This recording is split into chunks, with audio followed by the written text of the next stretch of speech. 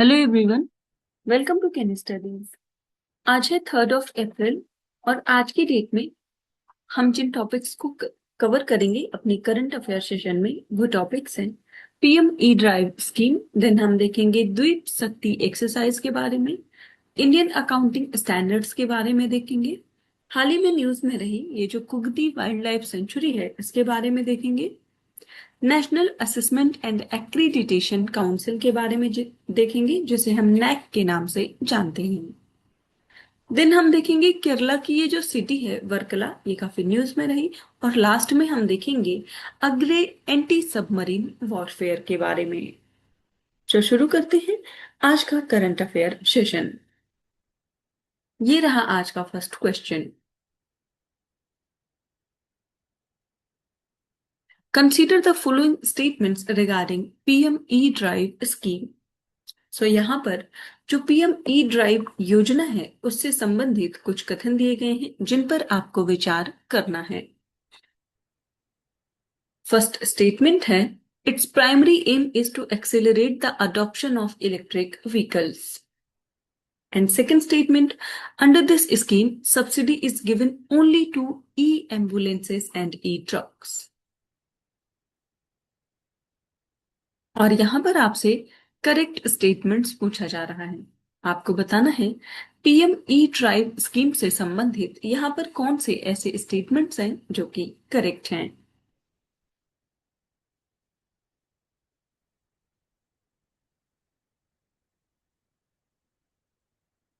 और इस क्वेश्चन में आपका करेक्ट ऑप्शन हो जाएगा ऑप्शन ए। सो यहां पर फर्स्ट स्टेटमेंट आपका करेक्ट है जबकि सेकंड इनकरेक्ट है।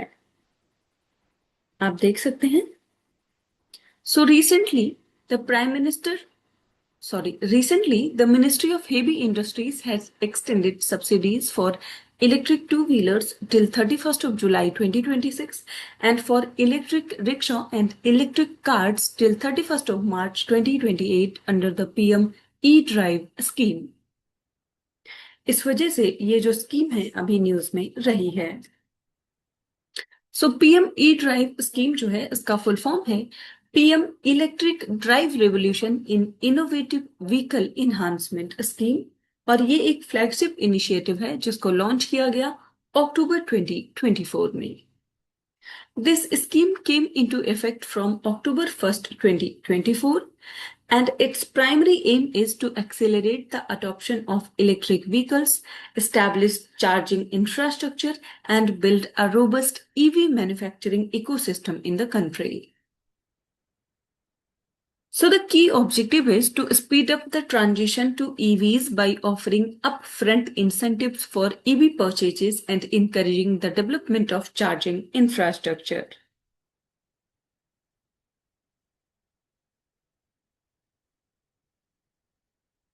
इसके साथ ही आप ये ध्यान रखेंगे कि to qualify for the PM E drive incentives vehicles must be registered as motor vehicles under the central motor vehicle rules and equipped with advanced battery technology. बढ़ते हैं नेक्स्ट क्वेश्चन की ओर।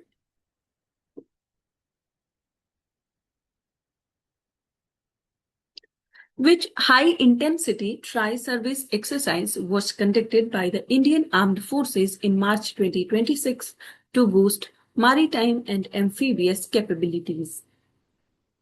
यहाँ पर आपसे पूछा जा रहा है समुद्री और उभयचर क्षमताओं को बढ़ावा देने के लिए भारतीय सशस्त्र बलों द्वारा मार्च 2026 में कौन सा उच्च तीव्रता वाला त्रिसेवा अभ्यास आयोजित किया गया है। आपके ऑप्शन हैं वायु शक्ति, द्वीप शक्ति, सागर कवच या फिर वरुणा।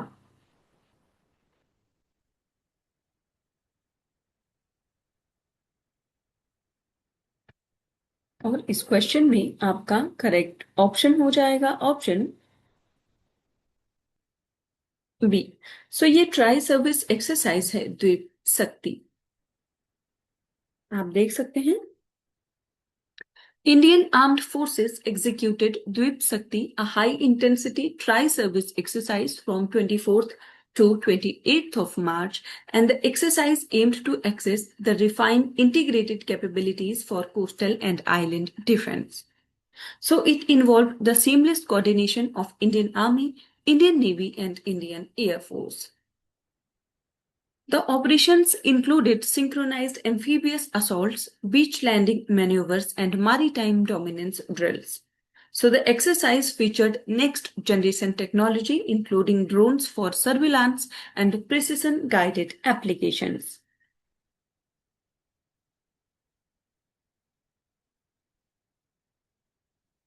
पढ़ते हैं नेक्स्ट क्वेश्चन की ओर।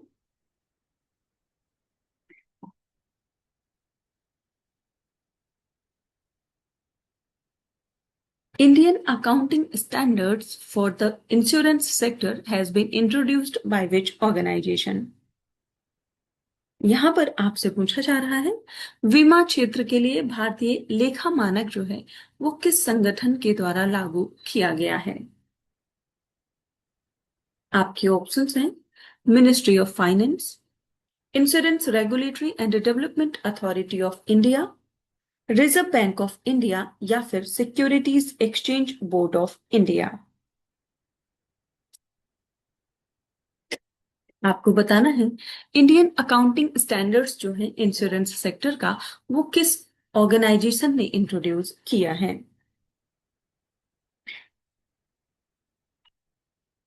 और इस क्वेश्चन में आपका करेक्ट ऑप्शन हो जाएगा ऑप्शन बी। सो ये किया है insurance regulatory and development authority of India यानी कि इरडा ने। The Insurance Regulatory and Development Authority of India has recently introduced Indian accounting standards for the insurance sector to modernize financial reporting practices. So, India AS were originally notified in 2015 by the Ministry of Corporate Affairs and are largely conversed with the international financial reporting standards, thereby aligning India's accounting system with the global norms. So these standards follow a principle-based approach focusing on fair value measurement, improved transparency, and enhanced financial disclosures, which helps in better decision making and comparability. So आप ध्यान रखेंगे insurance sector के लिए जो Indian accounting standards हैं वो introduce किया है insurance regulatory and development authority of India ने। इरडाई की बात करें तो ये एक स्टैट्यूटरी बॉडी है जिसको फॉर्म किया गया था under an act of parliament, insurance regulatory and development authority act 1999. So it acts as an autonomous authority under the Ministry of Finance. इसके गोल्स की बात करें तो इसके गोल्स हैं to safeguard the interest of policy holders by fair business conduct and settlement of claims within time and also developing and nurturing the Indian insurance industry to regulate the business of insurance with the transparency, fairness, and honest practices. बढ़ते हैं next question की ओर।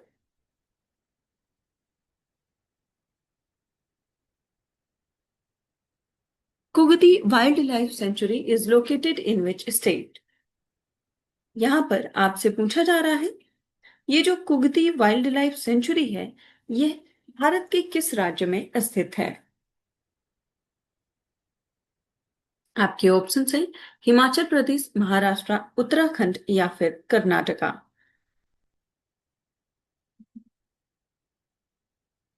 और इस question में आपका correct option हो जाएगा option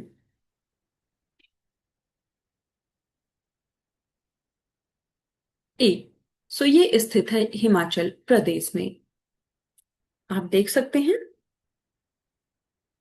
A rare white female albino Himalayan tahar has been recorded in Kogati Wildlife Sanctuary located in Barmor, Chamba district, Himachal Pradesh. So the sanctuary is the second largest in Himachal Pradesh and is known for its rich biodiversity and high altitude ecosystem.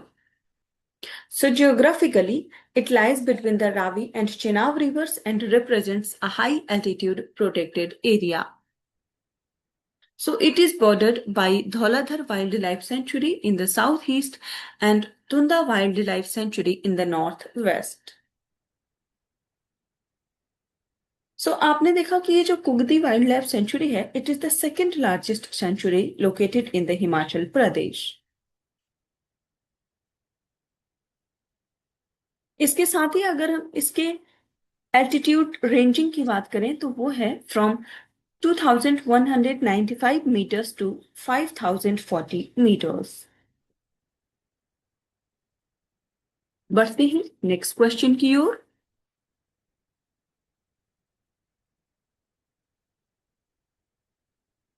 The National Assessment and Accreditation Council is an autonomous institution under which organization? यहां पर आपसे पूछा जा रहा है राष्ट्रीय मूल्यांकन एवं प्रत्यायन परिषद जो है वो किस संगठन के अंतर्गत कार्य करता है? ये ऑप्शंस हैं all India council for technical education, second university Grants commission, third ministry of education या फिर नीति आयोग।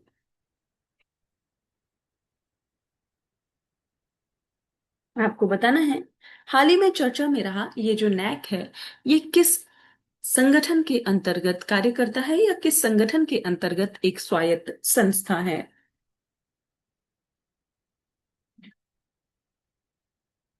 और इस क्वेश्चन में आपका करेक्ट ऑप्शन हो जाएगा ऑप्शन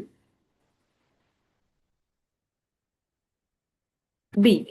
सो ये वर्क करता है अंडर यूजीसी। आप देख सकते हैं National Assessment and Accreditation Council has not granted fresh accreditation to any university or college in the current academic year, raising concerns about the accreditation process. So NAAC की बात करें तो इसको स्टैब्लिश किया गया था 1994 में as an autonomous institution under the University Grants Commission. So its primary objective is to assess and enhance the quality of higher education institutions through a structured accreditation process. It evaluates institutions such as colleges, universities, and other recognized bodies to determine their overall quality status.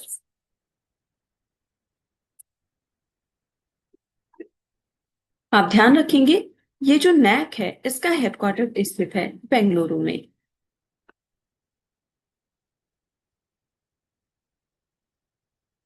बढ़ते हैं next question की ओर।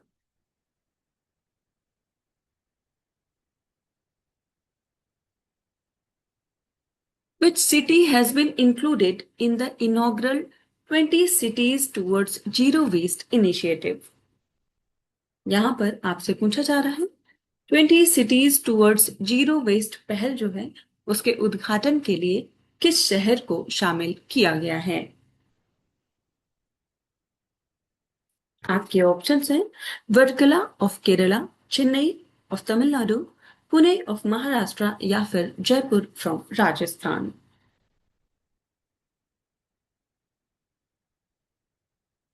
यहां पर आपसे पूछा जा रहा है हाल ही में चर्चा में रहा ये जो इनिशिएटिव है 20 सिटीज टूवर्ड्स जीरो वेस्ट, इसके इनॉग्रल सेशन के लिए भारत के किस शहर को शामिल किया गया है?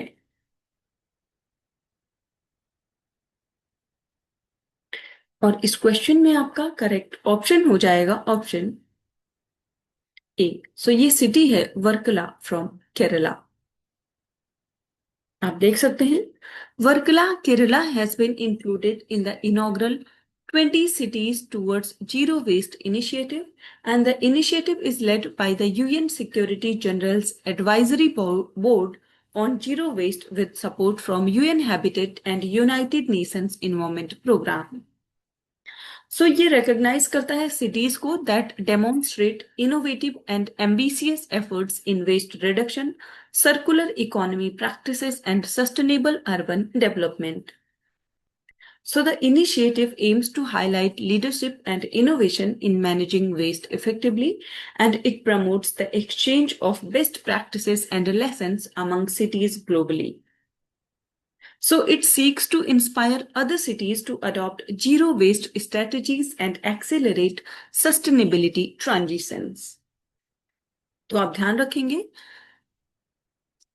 ये जो UN secretary generals advisory board है और साथ ही यूएनईपी है, इन दोनों का ये जो इनिशिएटिव है 20 सिटीज टुवर्ड्स जीरो वेस्ट, इसके इनॉग्रल सेशन के लिए भारत का जो शहर चुना गया है वो है वर्कला फ्रॉम केरला।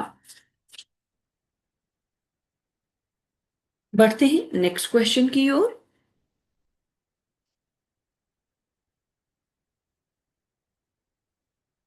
अग्रे is an anti-submarine warfare shallow watercraft. It has been indigenously designed and built by which shipyard? यहाँ पर आपसे पूछा जा रहा है पनडुब्बी रोधी युद्धपोत अग्रे को स्वदेशी रूप से किस शिपयार्ड द्वारा डिजाइन और निर्मित किया गया है? आपके ऑप्शंस हैं Mazagon dock ship builders limited, Kochi shipyard limited, Garden Reach ship builders and engineers या फिर हिंदुस्तान शिपयार्ड लिमिटेड। यहाँ पर आपको बताना है अग्रे जो कि एक anti submarine warfare shallow watercraft है, इसको डिजाइन और बिल्ड किस शिपयार्ड के द्वारा किया गया है? और इस क्वेश्चन में आपका करेक्ट ऑप्शन हो जाएगा ऑप्शन सी। सो ये किया गया है by Garden Reach ship builders and engineers. आप देख सकते हैं Agree, an anti-submarine warfare shallow watercraft has been delivered to the Indian Navy, and it is the fourth of 8 ASW shallow watercraft aimed at strengthening coastal defense capabilities. So the vessel is indigenously designed and built by Garden Reach shipbuilders and engineers, and it is a reincarnation of the earlier INS Agrey, a patrol vessel decommissioned in 2017. So the ship has been constructed as per standards of the Indian Register of Shipping. It uses water jet propulsion, making it among the largest Indian naval warships to use this technology. So it is equipped with lightweight torpedoes, indigenous rocket launchers, and advanced shallow water sonar systems for effective submarine detection. तो आप ध्यान रखेंगे हाल ही में चर्चा में रहा ये जो Agray anti submarine warfare shallow watercraft है, इसको डिजाइन और बिल्ड किया है Garden Reach ship builders and Engineers ने। सो आज के करंट अफेयर सेशन में इतना ही। Thank you for watching. Do like share and subscribe.